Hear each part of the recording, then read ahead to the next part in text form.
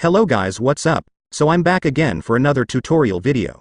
So in this video, I will gonna show you how to add page numbers on Microsoft Word, so if you are interested then keep on watching. But before all that, if you are new to my channel consider to like and subscribe for more videos like this, and also, you can comment down below if you have something that you want me to make a tutorial about. So without further ado, let's start the tutorial. So to add page numbers on Microsoft Word, it's actually so easy. Just follow what I'm gonna do. So for the first step, I want you to go to the Insert tab right here. And once you're on the Insert tab, you will now be able to see the page number option on the toolbar, so just go and click it.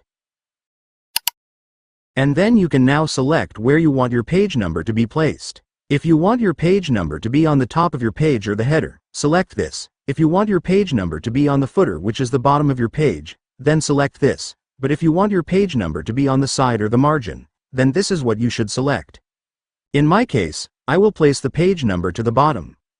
And then right here, you just need to select where you want your page number to be positioned. Do you want it on the left side, right side, or the middle? It's up to you to select.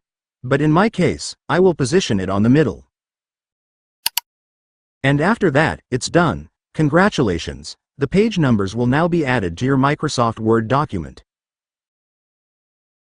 And so that's just how you do it, guys. Now that you've watched this video, you can now do it yourself. So that concludes our tutorial video for today. I hope it helped you. Thanks for watching. Goodbye.